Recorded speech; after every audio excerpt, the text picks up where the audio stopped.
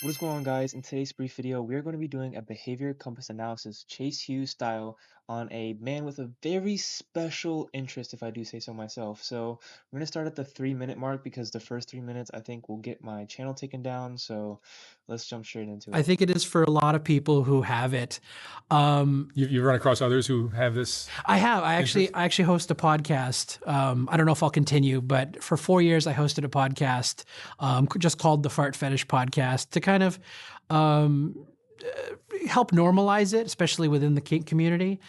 All right, so immediately I have a few things to say. Right off the bat, we look at his shirt and it's like a pink button-down shirt with jeans, so I want to maybe go towards necessity for his shirt. I mean, it's nothing crazy, right? Maybe we could even go social because it's a nice shirt, you know? Somebody would be like, "Oh my God, that pink looks great on you," or something. It's not like black or white. It's, it's just a normal shirt, so nothing too noteworthy about the clothes. Also, he's covering his balls with his hands. I'm interested to see the baseline for if he moves at all throughout the interview. This is going to be a quick interview. I'm not going to spend the whole 25 minutes, but it just starts there, which is interesting. It's a protective gesture, but it could just be a baseline. Also, talks about the podcast that he runs. Contrary to the other episode that I did where the guy brought up his podcast and he talks about how he has 4 million viewers or downloads or something like that. He talks about how he does the podcast because he wants to normalize it in the community. This is a different perspective for a podcast. He might have a very similar number, who knows? But so what that tells me is I think he has an acceptance need. He wants to fit in. He wants to have this community around him. He wants to get this, these connections in life. So let's continue and see what else we can find. Sorry, but what was your original question? Where did Oh, this? where did it originate? Yeah. For me, it's just speculation. I've had it for as you know, I was probably single digits as a child. So my best estimation is for me, it came from a combination of kind of having my parents be a little bit free around the bathroom. So we're talking like using the bathroom with the door open, not being so shy about farting, around the house or in the car or Yeah. Some whatever. people are very relaxed about that, and other people are much more discreet. Oh, absolutely. And especially in people I've talked to, there's people who have, I think, probably got the fetish because it was so taboo in their household. Oh, I see. That they kind of like took it as a way to. Oh, that's interesting. Yeah.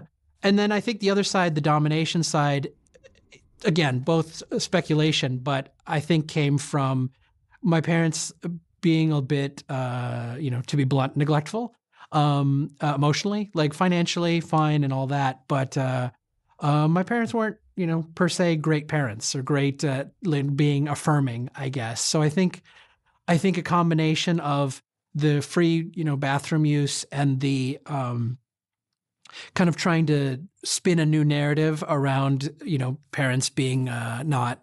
All right, so there it is that we just got the gestural hemisphere tendency right off the bat.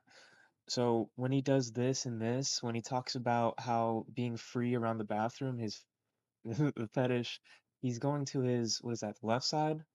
Yeah, he's going to wait, that's his left side. Yeah, he goes to his left side, and then when he's talking about the bad, he's on his right side. So the gestural hemisphere tendency is positive for this young man. It's left side. So let's see what else we can find. To the most engaged, I think turned this into like fart fetish with this domination aspect as a way to, I don't know, psychologically heal. And the only reason I say that is because in listening to other people's stories, which are very much not like mine, it just seems like those pieces kind of come together. You have an experience in childhood and you're trying to figure out a way to, make it better or make it like reframe the story around it. Another thing I want to say is that it's most like an external locus of control for this young man. So he doesn't blame the fart fetish on, his own actions. He says, it comes from childhood. This is an external locus of control. Somebody with an internal locus of control would say something like, I had this fart fetish because I was around my parents a lot, or I was heavily involved in like weird stuff when I was a kid. But no, it's all of it is put onto his parents. So I'm gonna go with an external locus That's as interesting. well. What do you recall instances in your childhood where your mother or father was particularly flatulent and it turned you No, piqued your interest or anything like that? no, I wouldn't say it occurred anything that like directly. Like it certainly wasn't like me ever being turned on by my mom or dad, per se. It's Uh, I crazy gotcha. conversation, right? no, yeah, I get it. I get it. Yeah, I mean, it wasn't definitely, I think, a direct connection, but it certainly, I think, fueled my desire for like authority figures, teachers, bosses, even in some cases, mother domination or what have you. But when I say that, it's not like my mother. It's just the aura of a mother figure. Yeah. Somebody who's in a power position or in a Right. And I think parental.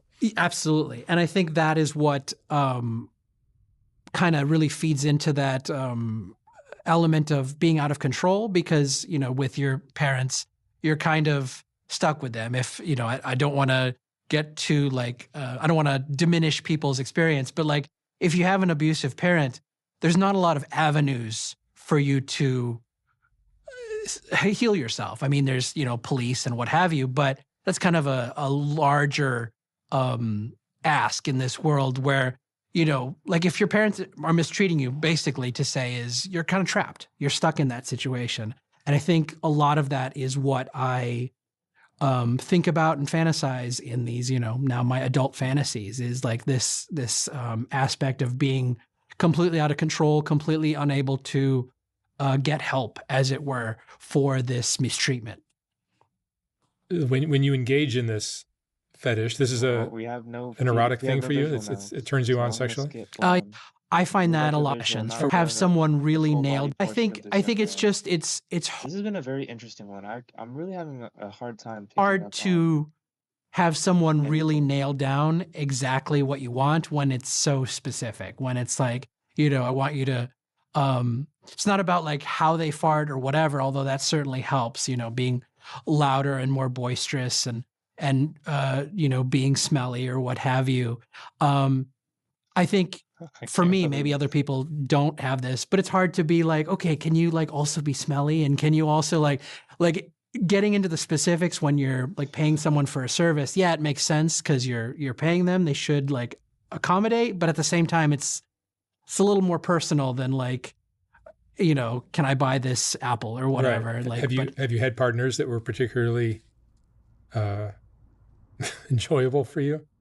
I would say the last pro dom session I did was particularly enjoyable. The it was actually two dominants, but the main dominant in that case, the pro dom was, I guess had done this in her real life, like with boyfriends or whatever, and just kind of knew the kind of vibe I was going for because the fantasy for me is not enjoying it. Like obviously I enjoy it because it is turning me on, but the fantasy is to be as I mentioned, like tormentous or being tortured. So I think that's kind of hard to pull off. I think in a real setting and why I gravitate more towards stories. All right, so this has been all over the place. There's full body visuals. I had to start at the 3 minute mark. I'm gonna cut it there, and I'm gonna kind of give you my overall sense that I'm getting. So he has an intelligence secondary need, and I say that because he says words like boisterous, uses big words, and he kind of flaunts that he's an intelligent man.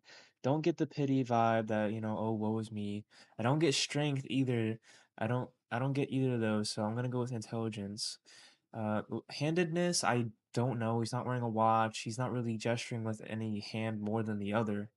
Also, for the decisions, not the decisions, the values, I would go with experiences because most of his whole speak has revolved around, you know, this fetish. So there's not really much to go off of. I'm sure if we read watched this whole interview, we would be able to figure something out.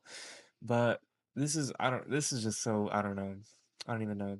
And for the pronoun, he uses self a lot. He's just talking about himself, and that's normal. And then for these, I'm gonna go with kinesthetic because he's not talking about seeing things or hearing things. He's like feeling, he's smelling. One of his positive adjectives is smelly. So this is an interesting one. I hope you got something from this. I feel like this was pretty all over the place. So might actually revisit this one and try and do a better because this just threw me off my game. But yeah, if you have any agreements or disagreements, let me know in the comments below. And yeah, that's about it.